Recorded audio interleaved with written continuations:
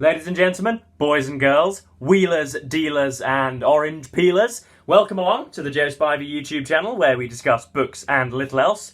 And I'm sure as you can tell, you join me once again in the Virgin's Emporium where Grand Duke Spivey IX comes to both plot and ponder his takeover of the Western world. And yes, you may be able to hear that he is fannying about in the background, but I've told him should my gallbladder be exploding and I shout for his help, he is not to come through that door, so I promise you he will not be interrupting us. But I have, as I'm sure you can tell by the title, a small book haul for you guys this morning. Not so much a haul as an accretion, stuff that I've just gathered over the last weeks and months, some stuff that's been bought for me, and things that I have purchased myself. As you know, I tend to prioritise classics, and I also tend to prioritise buying classics from second-hand bookstores, in particular charity shops, because, of course, you need a Brooklyn asset management company in order to shop new these days. Everything's £15 and £20 and upwards, which is absolutely obscene and extortionate, and so these are all second-hand. But the only expensive thing that I have bought that I wanted to show you, and which will feature on the channel just next week, is, hopefully the lights are not terrible, this is the winter edition of Esquire,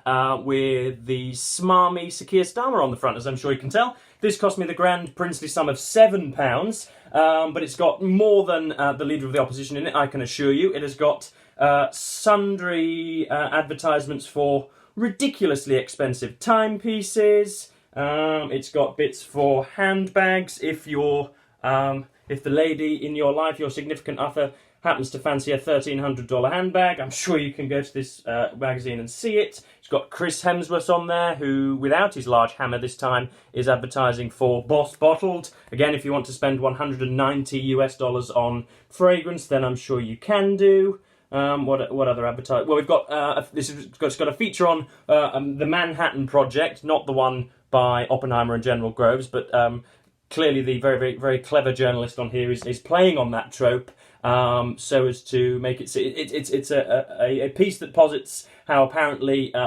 tourists are becoming disillusioned with visiting New York City. I myself have been there only once. I went in the December of 2019. Pre-lockdown, I went to see the New York Jets and the Statue of Liberty and Trump Tower and all the rest of it. Had a jolly good time. But yeah, this is a big, thick edition of Esquire. I haven't been through it with a fine-tooth comb just yet. I've sort of flipped through it, and it'll be my Slashing at Hacks. It'll be in for my Slashing at Hacks series next week, probably Thursday. So hang tight for that. But yeah, big picture of Sir Keir Starmer on the front. Right, let us get into the books in question, though. So the first one that is up is a Penguin Popular Classics. This is James Fenimore Cooper's The Last of the Mohicans.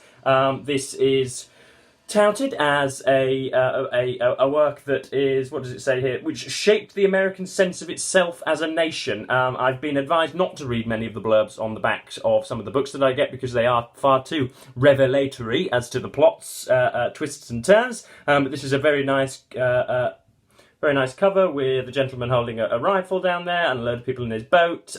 He looks to be making mischief somewhere in goodness knows where. The American plains, I'm sure. So this is quite thick, actually. It's about 400 pages. But yeah, most of these were from a charity shop called Scope, which me and Father plundered about a fortnight ago now.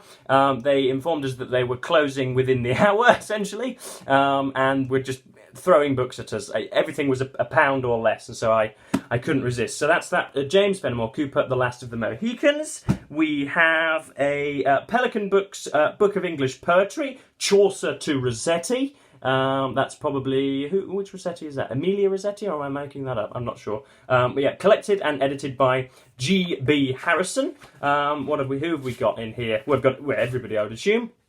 We've got Chaucer, Thomas Wyatt, Henry Howard, Earl of Surrey, great uncle Henry Howard, Nicholas Breton, Edmund Spenser, Sir Walter Raleigh, Philip Sidney, that's all the early stuff, Ben Jonson without a H, Christopher Marlowe, Samuel, you've got Alexander Pope, John Dryden, Herbert, goodness me, there's all sorts, George Gordon Noel Byron, as he's referred to in here, / Lord Byron. We've got When We Two Parted, Waterloo, I didn't know he'd done a poem on Waterloo, So We'll Go No More A-Roving, and The Poet's Song to Don Juan. So yes, that's it's a smallish thing, but yeah, Pelican Books of Poetry. It's very nice and thin. I needn't have any more poetry compilations because I have more than just a recently deceased adolescent boy needs, but there we are.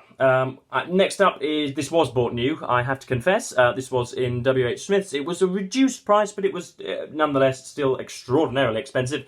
This is Charles Dickens' A Christmas Carol and Other Writings, the Penguin Classic. Not sure where on earth they've got that picture from, but it's the original illustration by John Leech from A Christmas Carol. That's probably the Ghost of Christmas Present there, the Ghost of Christmas that is. So yes, the classic story, which I will be reading over the weekend and reviewing for you early next week, hopefully. So yes, I've read it 7 or 8 times just because it's forced down your throat at school. It's very immensely readable, as is the rather doltish reviewer's term. Very readable, all right, is it? So yeah, I'll get through that over the weekend, and there's, I'm keen also. I've never seen this particular copy or collection, so there's clearly some other stuff that Dickens played with. As I'm sure you're aware, Dickens isn't my favourite author in the world on this channel. I think, like many of the canonical authors that we've already covered, I think his reputation precedes him, and I think that much of his reputation is carried by idolatry rather than well-earned praise, unfortunately. I don't think he's nearly as good as some of his Victorian contemporaries. Everybody knows on this channel that my favourite is Mr. T. Anthony Trollope. But yeah, everybody knows. You needn't even retell the story of A Christmas Carol. Everybody knows what it's about. But I'm going to go through it a little more focused this time and see if I appreciate it, because it's only going to be a day's worth of reading. So, and you can hang from a windowsill for a day if you need to. So that's no problem. That's A Christmas Carol. Next up we have Anne Bronte's The Tenant of Wildfell Hall. This is in one of those, I think, cheap and cheerful Wordsworth classic copies. These are almost certainly from schools. The Tenant of Wildfell Hall is a powerful and sometimes violent novel of expectation, love, oppression, sin, religion, and betrayal. It portrays the disintegration of the marriage of Helen Huntington, the mysterious tenant of the title, and her dissolute, alcoholic husband. Defying convention, Helen leaves her husband to protect their young son from his father's influence, and earns her own living as an artist. Whilst in hiding at Wildfell Hall, she encounters Gilbert Markham, who falls in love with her. Now, you cannot be a lovable character if you're called Gilbert Markham. What well-meaning parents call somebody Gilbert? But anyway, so that is by Anne Bronte, one of the lesser-known Bronte sisters. Before acquiring this copy, I wouldn't have been able to have told you what it was that Anne Bronte actually wrote. As I'm sure you saw on my broadcast with Steve Donahue, there are, as I said at the time, yawning lacunae in some of my canonical knowledge, so I might seem like a very conscientious reader, and I may seem as if I've read everything, but I really have not. There are still some, unforgivably embarrassing gaps in my knowledge, Anne Bronte being one of them, so I'm looking forward to that. Next up we have, this was an unadvised purchase from Stephen. This was not altogether advisable, but anyway, this is the Penguin Classic of René Descartes, Meditations and Other Metaphysical Writings. One for the dude bros, ladies and gents. It will probably posit the the incomprehensibility of the world and the ineluctability of God. Well, no, probably not with Descartes, but it will talk about ludicrously gaudy ideas of freedom and subjugation and yada yada yada. What are some of the essays on? I haven't even looked. Meditations on First Philosophy, Preface to the Reader, The Principles of Philosophy, Letter to Princess Elizabeth, Part 1, The Principles of Human Knowledge. Who on earth wants to know about the principles of human knowledge? Descartes correspondence, selections from 1643 to 69. But yeah, this was originally, as you can see from the very, very, very old sticker there, a Blackwell's copy. It was $9.99. I'm sure we paid south of £1 for it. But yeah, it's a bit of a battered copy. It's had a loving pre-owner. But yes, that is presumably Mr. Descartes thumbing through. That looks like Esquire magazine, actually, and with a big candle. But yeah, look how pensive he is. Yeah, nice rosy lips there. Positively Byronic. Next up we have, I didn't even know what on earth this was. If you are particularly libidinous this morning, or excitable gentleman, and you're heterosexual, then you may need to avert your gaze. This is Patrick Suskind's Perfume, the story of a murderer, and there you can see that is a sleeping woman's mammaries. So yes, if you're particularly excitable, then Well, you've already seen it. But there is nothing but quoted praise on the back, so I can't give you much of a blurb. Yeah, witty, stylish, and ferociously absorbing, then an ellipse. Menace conveyed with all the power of the writer's elegant unease. Quite how uneasiness can be elegant, I'm not sure. I thought it was in the definition of uneasiness that it was, I don't know, slightly bitty and slightly uncomfortable. But nevertheless, if you can put two words together, then that's what it means. Yeah, New York Times book review, yada, yada, yada. This is quite thin. I'm sure I'll get round to it at some point, but it's another Penguin, another old Penguin book that I'm happy to be in possession of, I'm sure, and I'll give it a chance. Patrick Suskind's Perfume. Anybody even know who Patrick Suskind is? Again, that I may well be, this may well be falling on deaf ears, but yeah, I'm not sure. But yeah, anybody that has read it, please let me know if it's worth the time. Again, another thing that was utterly unnecessary, but nonetheless I'm happy to be in the possession of, is this is a Penguin English library of the 5 Orange Pips and other cases. A little bit of a collection of some of Arthur Conan Doyle's short stories. I have an ungovernably large velvet edition of the entirety of Sherlock Holmes stories, with the Valley of Fear and all the other slightly more obscure titles. So yeah, but it's nice to have something in a more condensed thing, which I can annotate again. This does have some of the original Strand illustrations. There are Holmes and Watson there with his 7% solution of cocaine, Watson pondering, and I'm sure, I don't know how many times Watson ejaculates in these stories, because that is often the verb used for an emotional outburst by Doyle. There are many ejaculations throughout the stories, so I should be happy to know just how many times it is that our writer ejaculates there. Right, next up is William Thackeray's Vanity Fair. Again, I have a copy of this already, but it's in a slightly more glossy covering. And this just looks pretty good, complete and unabridged. It's another Wordsworth classic, which I used, The Way We Live Now, Anthony Trollope, was caked in earlier on. So Thackeray's upper-class Regency world, capital R, is a noisy and jostling commercial fairground, predominantly driven by acquisitive greed and soulless materialism. Acquisitive greed and soulless materialism. Can greed be unacquisitous? Or is that a tautology? I'm not sure.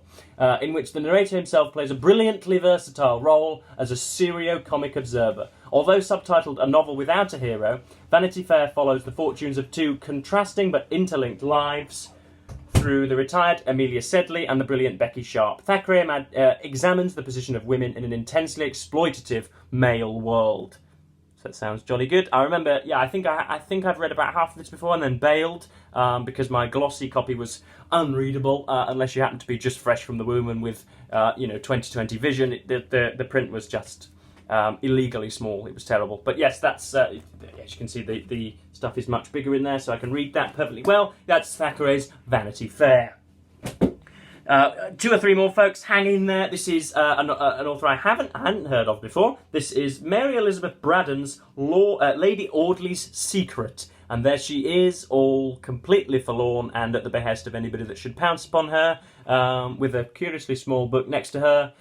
Lucy Graham is a beautiful but impoverished governess when she meets the wealthy widower Sir Michael Audley, who, instantly besotted, makes her his wife. Their life at Audley Court is happy and uneventful until the arrival of Sir Michael's nephew Robert, with his friend George Talboys, who has recently returned from making his fortune in Australia.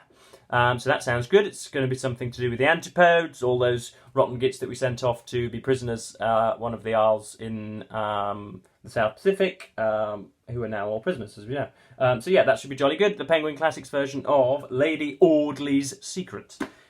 2 more left. We have George Eliot's Silas Marner. I am completely enamoured with everything pretty much that George Eliot has written, or everything that I've read that George Eliot has written. Romola and Middlemarch, and the other one, I can't quite remember, Daniel Deronda, I started and enjoyed.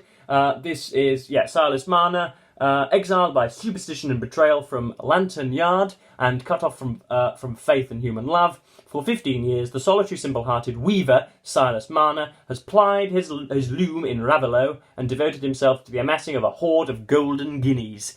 Is it guineas? Yeah, golden guineas. So there is Mr. Silas there, look, looking very, very vulnerable. But this is, are these called paperback classics or something? What are they called? Penguin literature. This was originally £2.50 in the UK, so I got it cheaper than when it was published in probably the 70s, presumably. So yes, that's Eliot, Silas, Marner. And then last but not least, this is a double copy. As I say, Stephen will occasionally make mistakes. He gets great fines, but then can't recall that I think I have 3 copies of To the Lighthouse now, which is just unjustifiable.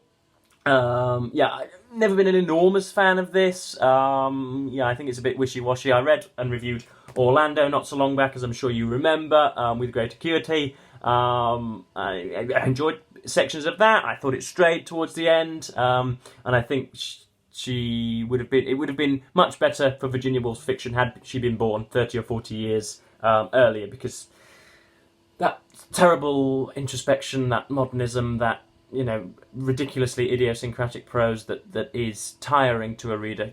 There's a difference between an author asking a reader to do some work as regards to plotting and pacing and characterization, and leaving a nice little Hansel and Gretellian trail for people, and just flabbergasting them with needless nuance about oh, the jam jar on the table there, and ooh, isn't death like strawberry blancmange? And when in fact, of course, death isn't like strawberry blancmange, but that's what they insist upon. So that's what this tends to stray into. It's the same with our other thing, what's it, Mrs. Dalloway. But yeah, if you wanted a book reviewing, then Virginia Woolf was the person to go to. But I do have To the Lighthouse there, and just in case you didn't know what a lighthouse is, that is one there as well, just in case, as I say, you weren't aware. But yes, that pretty much covers me for today, folks. I'm going to go into the centre of Hull now and shop myself silly, shop until I fall to the ground, as is the proverbial, and yeah, buy my family many, many, many gifts with all of my money. But yes, hopefully you didn't hear Grand Old Duke Spivey very much in that video. He'll have been grunting while he was putting on his trousers. But yes, that pretty much covers me for today, BookTube. So thank you ever so much for watching, and goodbye.